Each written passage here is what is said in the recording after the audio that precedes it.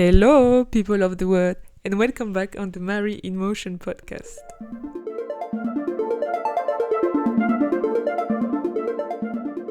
Aujourd'hui, je vous propose d'écouter la partie 2 de l'épisode avec Léo, qui nous racontait il y a 2 semaines son expérience sur l'adoption. Il nous a déjà raconté comment s'était passée son adoption, et on s'était arrêté lorsqu'il nous partageait son expérience lors de son voyage en Colombie et ce qu'il a fait pour essayer de renouer avec ses racines et avec sa famille biologique.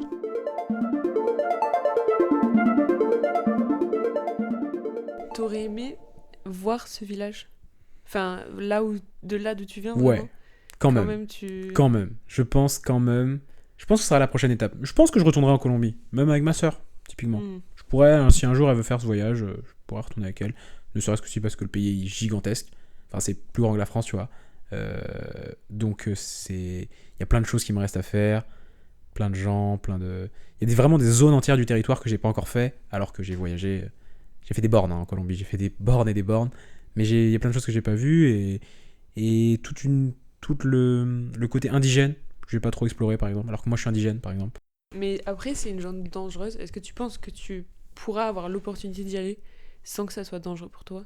Ouais, c'est de mieux en mieux la Colombie. Franchement, après, ça reste un pays d'Amérique latine. Donc, il y a, par exemple, des trucs de corruption. Ça restera un peu plus. Veux dire, cette zone en particulier que tu disais qu'il fallait... Ah oui, tu parles de Swatchan. Ouais, je pense que ça évoluera quand même.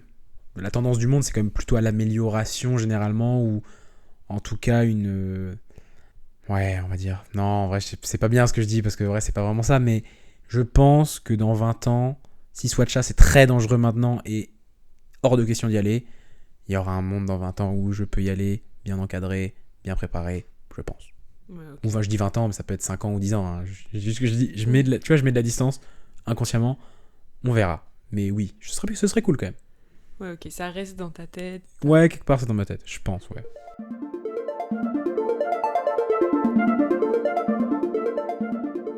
Est-ce que t'as d'autres infos sur de là d'où tu viens ? Sur ta famille biologique ? J'ai le nom de ma mère. Le nom de mon père, je l'ai pas. Parce que, du coup, souhaite sa part. Après, sur ma famille... alors, il me semble, hein, après, c'est des choses que, pareil, ça, tu vois... Encore une petite zone d'ombre, parce que j'ai pas trop... Mais a priori, j'ai quand même de la famille en Colombie. D'ailleurs, j'avais trouvé sur ma mère sur Facebook. Donc, j'ai pas osé lui envoyer un message, mais a priori, j'ai encore de la famille, potentiellement des frères et sœurs.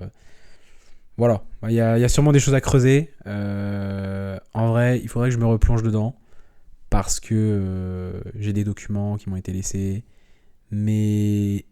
pense, c'est la zone d'ombre que j'ai encore laissée un peu. Parce que, depuis tout à l'heure, en fait, on parle de la Colombie. En fait, j'ai de la famille là-bas, en fait. Et ça, c'est la partie que j'ai pas encore trop étudiée. Mais est-ce que t'as envie ? Non, parce que je pense que je les ai peut-être pas encore pardonnés. Alors qu'en vrai, il n'y a rien à pardonner. Oui, non, mais je comprends qu'il peut y avoir une sorte un ressenti, une rancœur. Ouais, je pense. Je pense qu'il y a encore de ça. Et puis tu te dis, enfin là j'extrapole, mais que si t'as abandonné une fois, pourquoi est-ce qu'il voudrait te réaccueillir ? En fait, c'est ça. Et au-delà de même, enfin, c'est l'idée là, je pense, mais ce serait la peur du rejet en fait. Oui, c'est ce que je En fait, oui, c'est ça. En fait, c'est ça. C'est que, imaginons que je leur envoie un message en mode Hello, je veux rien, j'ai besoin de rien, juste merci, merci quoi, parce que du coup, vie de ouf. Enfin, je peux même pas décrire tout ce que j'ai, tu vois, mais études supérieures, j'ai visité plein de monde, enfin plein d'endroits, je parle bien, je suis éduqué, je suis ouvert sur le monde, j'ai plein d'amis, tu vois, genre juste dire merci et que là on me dise non. Bah en fait, ma crainte ce serait du coup que je me remette dans ah bah si, du coup vraiment c'est moi le problème, tu vois. Ouais, ok. Je pense que ce serait ça qui me ferait le plus mal. Alors qu'en vrai, la proba, elle est... En vrai, si je demande rien, que je leur donne juste des bonnes nouvelles, ils seront contents pour moi et je pense que ça se passerait bien. Mais il y a ce pourcentage de chances qu'on me rejette encore, je pense qu'il est pas... Je suis pas encore prêt à l'encaisser. Après, peut-être que aussi, pour ta mère, par exemple, biologique du coup, ça pourrait être un soulagement de savoir que la décision était la bonne, que tu vas bien, que... Ah, mais en termes de probabilité, enfin, évidemment, je pense. Je crois fort en la bonté de l'être humain. En plus, c'est le pire d'ailleurs, c'est que je crois en la bonté de l'être humain. Je le dis, mais en vrai, j'en suis pas vraiment convaincu. Mais elle m'a abandonné pour de bonnes raisons. Ça n'a jamais été un plaisir. Et là, aujourd'hui, je pense que si elle y pense, c'est pas un plaisir pour elle. Mais là, je pense être solide, mais ça mettrait à mal beaucoup de choses, en fait, sur lesquelles j'ai travaillé sur ces différentes années. Tu t'es construit aussi sur ça, et là, ça casserait tout. Ouais. Mais donc, au final, peut-être que le raisonnement, il est logique. C'est renouer d'abord avec le pays, les racines, de manière dans ce que ça va être plus général, et ensuite la famille. Je pense que ça fait sens. Puis je trouve aussi, il faut pas que tu te forces. Et comme c'est arrivé pour le pays, les axes se sont alignés. Peut-être qu'il y aura la même chose pour la famille. Ouais. Quand le mais temps carrément. sera... Ouais, mais bon. exactement. Et en vrai, je peux juste envoyer un message sur Facebook. Oui, mais moi je trouve ça un peu impersonnel aussi. Ouais. Je sais pas, je me dis c'est bizarre que pendant, je sais pas, ça fait 24 ans. Et quand même, c'est un lien mère-fille qui est... Mère-fille. Ça peut marcher. Hein. Enfin, enfant. Ouais. Mère-enfant, qui est quand même fort. Et juste, imagine, elle se réveille et reçoit un message sur Facebook. Est-ce que c'est pas ça les réseaux sociaux à la base ? Si, mais je sais pas. Parce que j'ai pas son numéro, tu vois, j'ai rien en fait. Oui, c'est ça. C'est le seul moment. Je sais pas, tu vois, j'ai même pas d'email. Oui. Ah, peut-être faudrait que je prenne l'email, mais. Ouais, c'est en fait, bizarre c'est que... dans tous les cas. Dans tous les cas. C'est pas bizarre, mais je veux dire, c'est. Dans tous les cas, c'est abrupt. Voilà, c'est ça. Et Au final, est-ce que c'est pas les belles histoires de Facebook ? J'ai envie de dire. Moi, je vois ça comme ça. En mode, elle y va voir ces conneries habituelles qu'on voit tous dans notre fil d'actualité. Je dis Facebook, mais ça peut être Insta ou je sais pas quoi. Hein. Et hop, un message de quelqu'un qu'elle connaît pas qui lui dit « Je suis ton enfant et je vais bien ». En vrai, c'est beau aussi. L'histoire est belle. Donc, je dis pas que je le ferai comme ça. Mais pour l'instant, en tout cas, quand je l'imagine, c'est comme ça que je l'imagine. Et je me dis, en plus, comme ça, elle peut me laisser en vue, quoi. Ou ne pas ouvrir. Ouais, si c'est trop dur, ou voilà. Si elle a pas envie, elle est pas prête sur le moment. Oui, parce que je me dis, imagine, t'appelles ou tu débarques, voilà. Je sais pas. C'est ça qui est un peu violent, moi, je trouve. Oui, l'idée est bien. Mais pour moi, ça peut être violent si c'est mal, ça se passe mal. Et pour elle, c'est dur parce que, quoi qu'il en soit, elle a décidé de ne pas me garder. Et maintenant, elle doit vivre avec, en fait. Donc je pense que c'est aussi quelque part une manière de la respecter que de ne pas faire quelque chose de trop brutal, trop frontal. T'as raison, ça se mûrit. Ça se mûrit en vrai. C'est les deux visions se voient. Ouais. Mais moi, dans tous les cas, je pense que un jour, les axes s'aligneront. Ouais, je pense en vrai. Mais oui, je pense. Hein, je pense que. Ouais, je pense que ça se fera un jour. Je sais pas quand, mais ça se fera. Et donc, si tu devais lui dire un truc, ça serait merci. Ouais, quand même. Je suis obligé. En vrai, je suis obligé. Et je pense qu'il y a encore un peu de rancœur qui reste. Tu vois, un peu de. Enfin, je me suis pas détesté, mais je m'en suis voulu inconsciemment pendant très longtemps, tu vois. Mais en vrai, non, ma vie est trop belle, en vrai. Là, enfin, tu vois, là, ce qu'on fait, c'est con, mais en vrai, on a une discussion cool. Toi, je t'ai rencontré parce que c'est le fruit de tout ça, en fait. C'est le fruit de abandon, mais adoption, par des parents qui sont incroyables, dans un cadre et un pays. Merci la France, en vrai. J'adore la France, enfin, tout ce que j'ai, enfin, tout, merci, tu vois. Il se passe pas un jour où je me dis pas... Je dis pas forcément merci à elle, mais je me dis merci de la vie, quand même.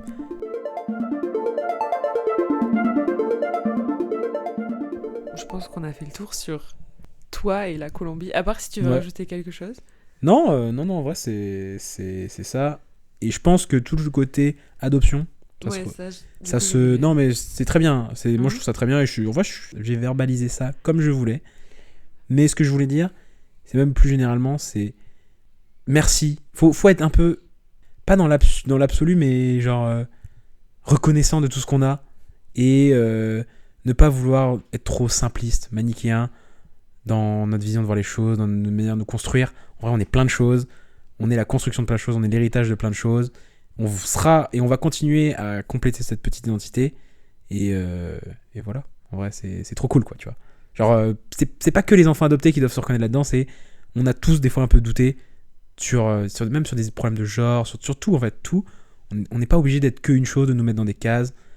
Faut aussi qu'on se sente un peu heureux. Et voilà, quoi. Qu'on soit libre.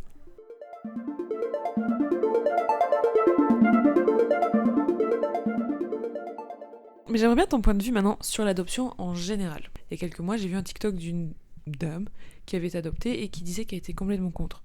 Après, oui, bon, oui. je me rappelle pas de ces arguments. Mais donc, je suis intéressée par déjà savoir comment ton adoption s'est passée et est-ce que tu penses que des choses auraient pu être faites différemment? Oui, c'est sûr, c'est sûr. Différemment d'ailleurs de ce que ça a de pire, de ce que ça a de meilleur. Tu vois, non, moi, mon adoption, en vrai, c'est super bien passé. Je peux pas... Évidemment, il y a sûrement des choses qu'on aurait pu améliorer, mais moi, je trouve que la positivité que mes parents m'ont transmis, c'est le meilleur truc que tu peux donner à un enfant. Parce qu'en fait, en tant que parent, tu as ton mot à dire, mais en vrai, t'as pas ton mot à dire. C'est le rapport de ton enfant avec ses racines, son pays, sa famille adoptive, biologique, pardon. Donc juste être en mode, vas-y, fais ce que tu veux, tu vois. Et avec un sourire, avec la positivité, bah, c'est trop bien. Et l'adoption en général, je pense que ouais, c'est quand même compliqué. Je suis pas du tout contre. Moi, je suis totalement pour. Enfin, c'est juste que bon, c'est la vision un peu sûrement idéaliste, mais tu donnes leur chance à des enfants qui ont peut-être qui souffriraient peut-être beaucoup sans toi. Ou qui souffriraient plus sans toi. Parce qu'ils vont galérer. De toute façon, le monde, enfin la vie, c'est de la souffrance. Tout le monde galère, tout le monde souffre. Mais en vrai, tu peux leur donner mieux que ce qu'on leur a donné de base. Mais comment ça se passe? Est-ce qu'il y a des sortes de foyers ou des... En vrai, je t'avoue que je maîtrise pas vraiment. Moi, je sais que c'est... En tout cas, je crois qu'en Colombie, c'est beaucoup l'église qui s'en occupe. Il y a vraiment un système où c'est un peu organisé comme ça. Après, il y a aussi... Après, enfin... Moi, je parle, tu vois, j'ai été adopté il y a 20 ans quand même. Donc, le pays a quand même changé. Donc, 25 ans maintenant, tu vois. Donc, le pays a changé. À l'époque, en fait, il y avait beaucoup d'orphelins, narcos, guerre civile, pauvreté, en fait. Donc, bah, voilà, il y avait beaucoup de choses comme ça. Après, il y avait des structures étatiques, mais qui ne devaient pas être très organisées, très efficientes. Donc, je pense que l'église, ou en tout cas les associations, la communauté, a beaucoup joué là-dedans. Et ensuite, bah, il y a beaucoup de travail d'Européens, d'Occidentaux, d'associations. Moi, je parlais d'une œuvre d'adoption, mais tu vois, l'œuvre d'adoption, je pense que c'est offrir des opportunités, en fait, avec tout ce système-là. Parce que tu peux être colombien et être adopté par des Colombiens. Déjà, je sais pas s'il y a beaucoup d'offres, je sais pas si les opportunités sont folles. Donc toi, en tant qu'œuvre d'adoption française, bah, tu regroupes des familles qui ont les moyens financièrement. Enfin, tu vois, il y a un vrai scan t'adoptes pas un enfant comme ça. Avant d'adopter un enfant, mes parents, ils ont pris... des rendez-vous avec les psys, les avocats en France. Déjà pour voir si t'es bien dans ta tête, si tu vas faire un bon parent. Une fois que t'arrives, l'enfant il est pareil, psy qui vient, voir si ça va, si tu t'en occupes bien, s'il n'y a pas de séquelles physiques, morales, etc., etc., etc. Donc bref, tout ça pour dire que les offres d'adoption en France, tous les systèmes d'adoption, je pense qu'en fait leur rôle c'est de donner des voies, des opportunités, des débouchés à toutes les structures qui peuvent exister dans les pays d'adoption. Maintenant c'est beaucoup l'Afrique. Un peu en Asie, mais l'Asie, pareil, tu vois, des enfants chinois, beaucoup d'enfants, j'ai pas envie de dire ce connerie, mais vietnamiens, Laos, tous ces pays-là, en fait, c'est des pays qui font économiquement mieux. D'un point de vue civil, ça va mieux. En fait, à l'époque, il y avait beaucoup de guerres, il y avait beaucoup de... la pauvreté, c'était pas la même, mais là, il y a un vrai pouvoir d'achat dans ces pays-là, tu vois. Enfin, pour taffer des pays d'Asie, tu vas dans les capitales des pays d'Asie, dans la majorité des villes. Enfin, les gens y vivent, quoi. Oui, t'es en ville, quoi, c'est ça, tu vois, les gens y vivent, donc t'as moins de besoins, je pense. Donc maintenant, je pense que c'est beaucoup étatique. Je pense que maintenant, c'est l'équivalent de... Alors vraiment, j'y connais rien, hein, mais en France, ça doit être des trucs, le système de l'enfant, protection de l'enfance, la DAS, ce genre de trucs, ils doivent gérer ça. Mais d'ailleurs, t'as des enfants français qui sont adoptés, hein. C'est possible, tu vois. Donc ça doit être un peu l'équivalent de ce que nous, on a en France, service public, quoi. Est-ce que tu adopterais? Ouais, alors... Parce que tout à l'heure, tu parlais d'avoir des enfants, leur transmettre non, mais de ouf. tes racines et tout. Mais est-ce que tu adopterais? Bah, tu vois, c'est un raisonnement... Je pense que c'est un peu égoïste, ce que je vais dire. Mais, en fait, j'ai tellement mûri le truc. J'en suis tellement fier, en vrai, d'être colombien. Et pas colombien en même temps. Hein. On en retient toujours le truc, mais... d'être colombien que, bah... Je serais fier que mon enfant, il ait ma couleur de peau. Qu'il ait... ses traits, en fait, colombiens. Je serais... hyper honoré, tu vois. Genre, en fait, je pense qu'il pourrait garder le meilleur des deux mondes. Ultra français, en vrai, ultra privilégié. Voilà, un pays de ouf, la France. Merci, tu vois, encore. Mais en même temps, alors ce petit côté latino qui plaît beaucoup, voilà. Ouais, j'aimerais bien qu'il ait les deux. Mais par contre, là où je pense que beaucoup de gens seraient en mode ah, l'adoption, je sais pas, et tout machin. Moi, si j'ai pas le choix. Moi, mes parents l'ont fait pour une raison médicale. Ils pouvaient pas avoir d'enfant. Moi, si ça m'arrive, mais ça me fait ni chaud ni froid. Enfin, bah, du coup, go, on va prendre un petit Laotien, un petit Vietnamien, ou j'en sais rien, je dis des pays, ça se trouve, c'est pas approprié. Et voilà, tu vois, tant mieux. Mais j'ai quand même envie de transmettre ces gènes-là. C'est important, c'est presque important dans ma tête. Et t'adopterais pas un Colombien? C'est dur, je pense. C'est vraiment très dur, tu vois. Ok. Genre, par exemple, pour l'exemple, moi, ma petite sœur a été adoptée. On a un couple d'amis qui a adopté un enfant, un garçon, exactement au même moment que nous on a adopté ma petite sœur. Donc, on les a rencontrés en Colombie. Dès qu'ils sont rentrés en France, ils ont déposé une demande pour avoir un autre enfant. Donc, en 2008, on va dire. 2008, ils ont déposé la demande. Ils venaient d'avoir leur enfant. Donc, même d'un point de vue... bon, bref, ils venaient d'avoir leur enfant. Et en fait, 8 ans après, ils n'avaient toujours pas la validation pour un autre Colombien. Ouais, ok. C'est parce qu'en fait, ça se fait plus, c'est moins. En fait, je dis, en fait, dès qu'un pays va aller mieux, dans tout ce que ça peut vouloir dire, bah, là, en fait, t'as moins d'enfants adoptés. Parce que moins d'orphelins, l'État est plus à même de prendre en charge les enfants. Oui, donc finalement, c'est positif. Ouais, carrément. Mais je pense qu'en fait, tu peux plus avoir de Colombiens. Mm. Dans les dernières années, tu pouvais avoir des Brésiliens, je crois, pas mal. Et tu trouves pas ça bizarre de choisir la nationalité que tu veux? Ouais, il y a un petit côté, on fait ses courses, mais ouais, non mais oui, c'est peut-être bizarre. En vrai, c'est peut-être bizarre. Je suis en train de me dire, on en parlait tout à l'heure d'avoir des préférences, mais en fait, c'est des traits que j'aimerais que je serais fier en fait d'avoir un enfant qui porte ces traits-là, tu vois. C'est plus ça, moi je vois ça comme ça. Pareil, si je choisis un Chinois, bah, je vais me dire, mais je trouve ça beau, un Chinois. Je trouve que les Chinois sont beaux, donc j'aimerais que mon fils soit beau comme ça. Ouais. Mais tes parents, ils ont choisi la Colombie? Alors encore une fois, il devait y avoir un contexte économique, éco-sociaux, voilà, qui faisait que l'Amérique du Sud, tu pouvais facilement trouver des enfants. Après l'Afrique aussi. Donc oui, je pense qu'il y a eu un choix où mes parents étaient peut-être plus à l'aise avec l'Amérique du Sud qu'avec l'Afrique ou l'Asie, je pense. Ok. Et même d'ailleurs, en fait, en vrai, en France, vaut mieux être quoi? Latino, africain, asiatique, arabe, maghrébin, en vrai. Il y a 20 ans, il y a 25 ans. Ouais. En vrai, il vaut mieux être latino, tu vois. Et c'est con, mais pareil, c'est la même logique, mais je m'appelle Léo. Pourquoi je m'appelle Léo? Parce qu'il n'y a pas plus insipide comme prénom. On peut pas faire de jeu de mots, on peut pas faire Tu vois, mes parents, ils voulaient que je sois le plus invisible possible. Donc je pense que le latino vient de là aussi, tu vois. Ouais, ok. Je sais que t'avais aussi évoqué le fait que t'avais subi du racisme Ouais. quand t'étais plus jeune. Ouais.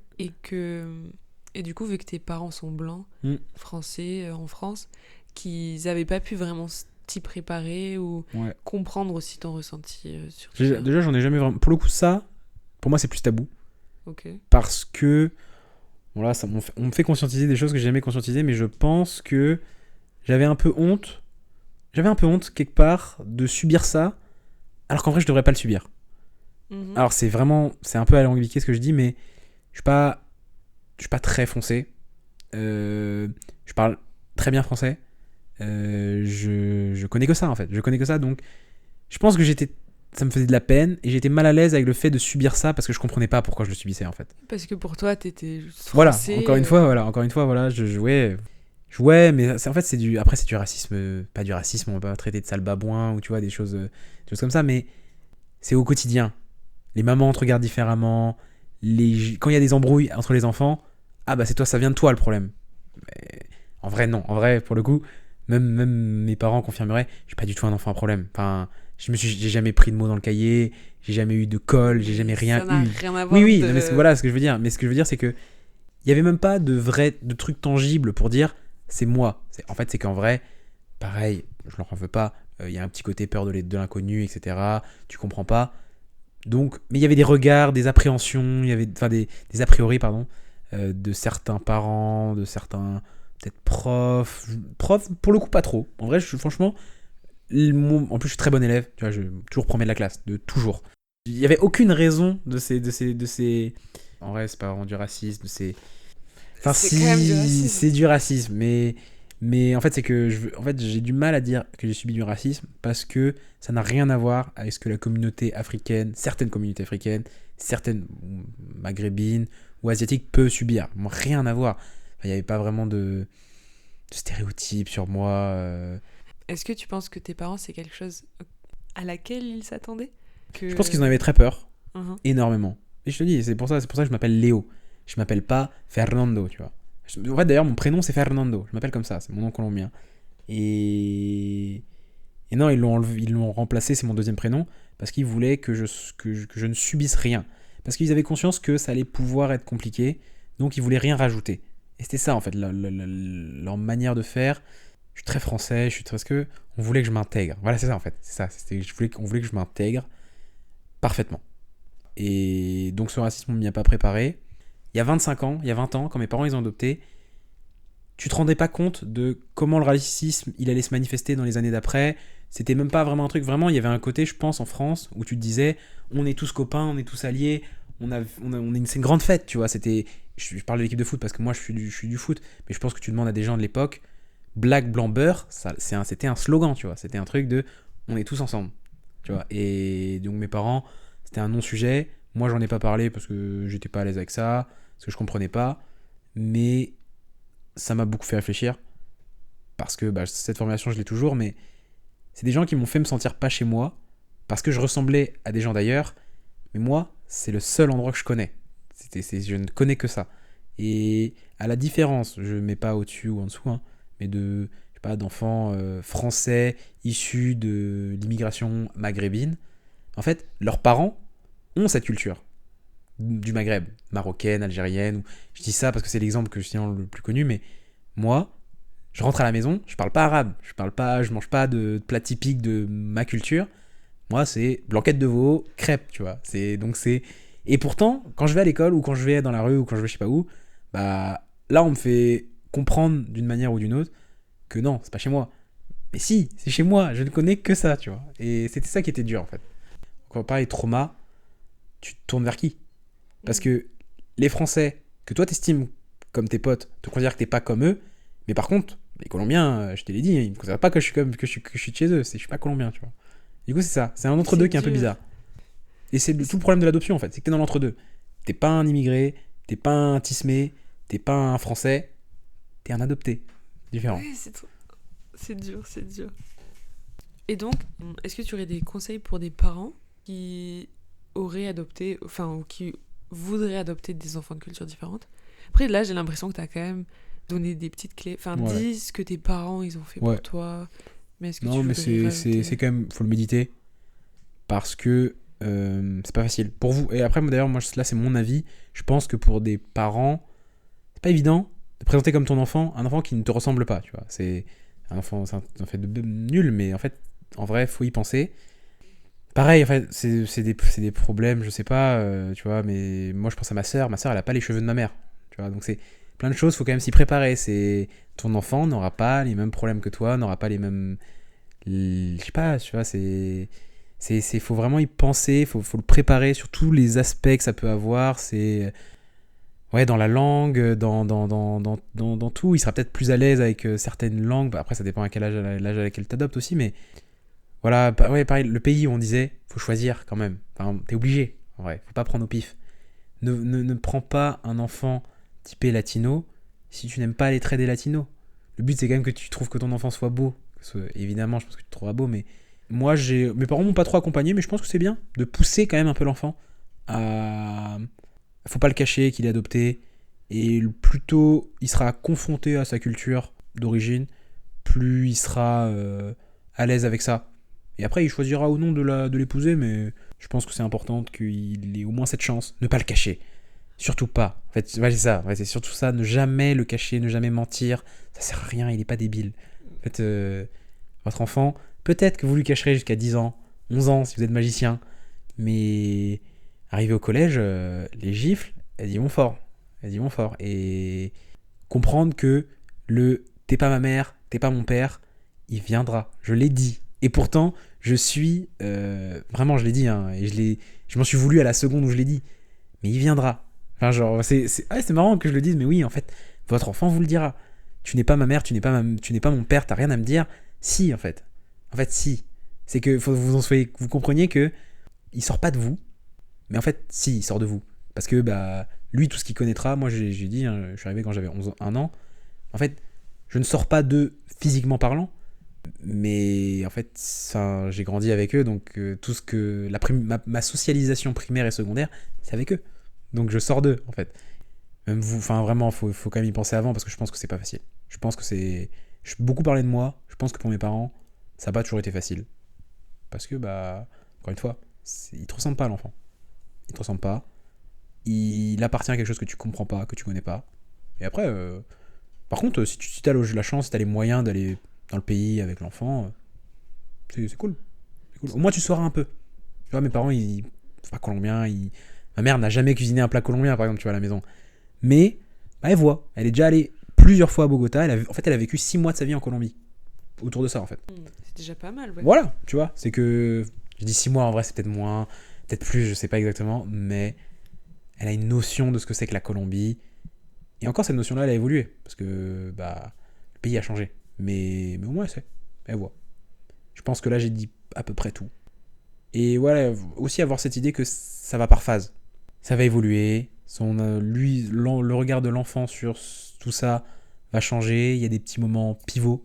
Je pense que, globalement, les grandes phases de l'évolution d'un enfant, c'est-à-dire quand il est un enfant, quand c'est un ado, quand c'est un adulte, quand c'est un parent, là, c'est des caps. C'est des caps où, de manière générale, dans les grandes lignes, tout le monde vit quelque chose de particulier.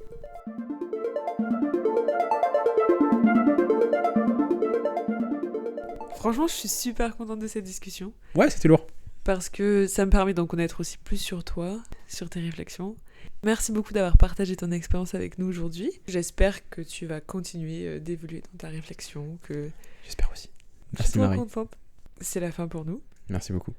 Peut-être on te reverra dans un autre épisode. J'espère. Qui sait? Parce que j'ai vraiment apprécié, donc on verra. C'est ça. À bientôt. Merci.